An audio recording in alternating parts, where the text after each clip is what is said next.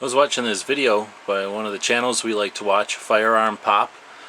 He was talking about a slingshot that he had found when he was doing some cleaning or something, and he took it out to the range to test fire it. So I thought I'd go through and check my slingshots to see how the rubber's doing out here in Arizona. The rubber has a tendency to dry rot, and it needs to be replaced pretty often. So I thought I'd go through my slingshots and do that, and found that just about all of them needed new rubber, and thought I'd turn on the camera while I went ahead and talked about slingshots a little bit. I know that we do a lot of stuff about firearms, and for economic reasons or sometimes legal reasons, people aren't able to have a lot of firearms. However, I think a lot of us have had slingshots or have slingshots, so I'll do a quick introduction here for people that aren't familiar with them, and then create a place for discussion for anybody that's had slingshots. So basically these are all inexpensive ones, come from the big box store, and cost probably in the $15 range. Some of them might be as expensive as 25 bucks, but not real expensive things here.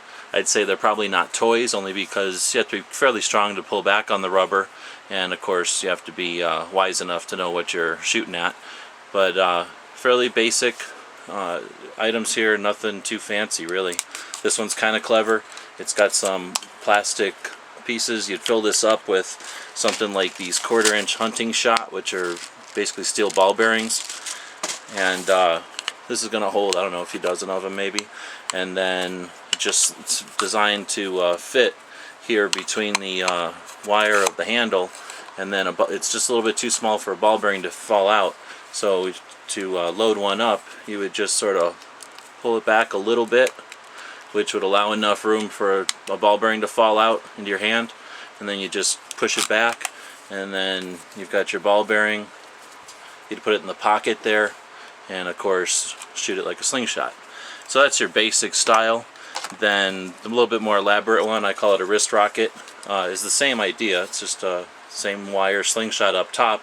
It's just that they've added a section here that goes back and then over your wrist, and now you've taken all that resistance that is going to normally be taken by your wrist, or you used to use the muscles in your wrist to hold it forward. Now all that just goes back to your lower arm, so you can use your larger muscles and basically get a lot more stretch out of these. These style are some of my favorites. Had these for a long time.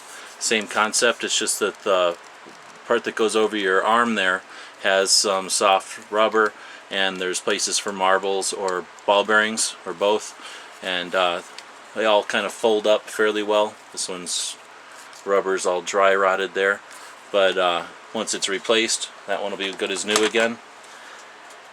There's some style that don't fold up, don't use these very often.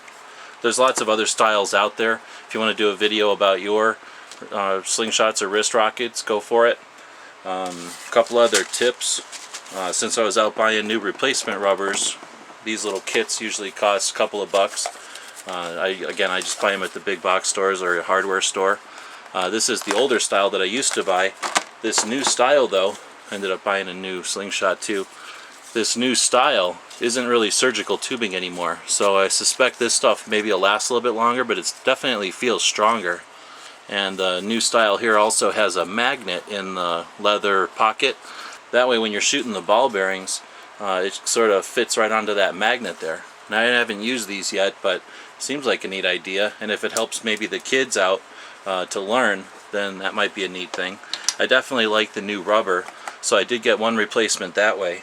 If you haven't replaced the rubber on one of these before, you can see that this one's all dry rotted. So you just sort of roll that stuff off of there, and while it's still pliable, even though it's dry rotted, it's pliable enough to just roll right off of here. So once it's off, you just want to clean off the slingshot. Just make sure there's no junk left.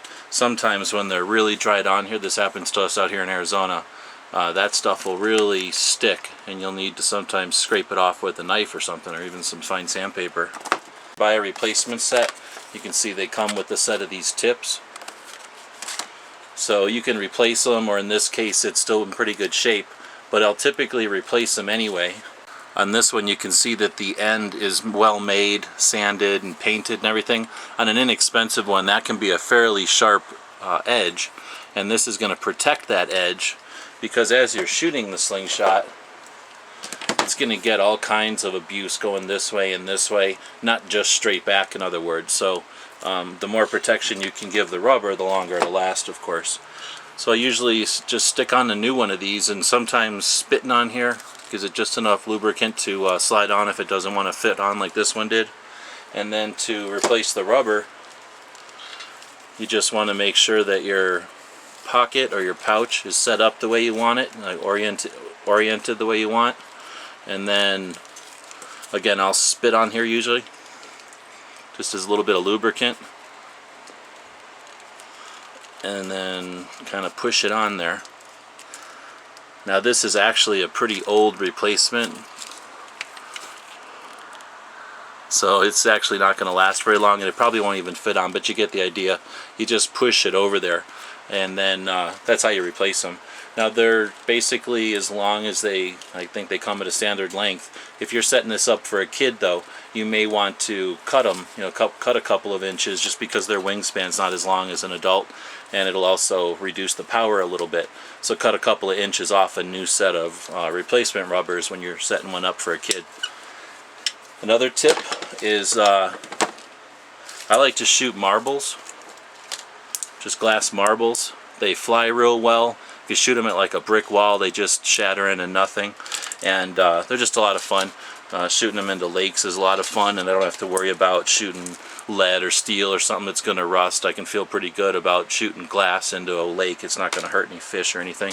And I get them by the ton, and I'd recommend, if you have a hankering to shoot marbles, I urge you to check out thrift shops and secondhand shops, and check out the toys, of course, but also check out the plants and stuff. I've bought more than once now a big planter full of these clear glass marbles that they were using as a decoration, and they would just stick in fake plants in it, and they were really cheap, and I bought them for the marbles. I just threw the plant away, and ended up with a lot of bulk marbles really inexpensively.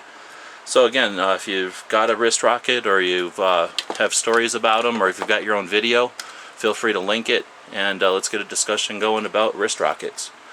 Thanks for watching.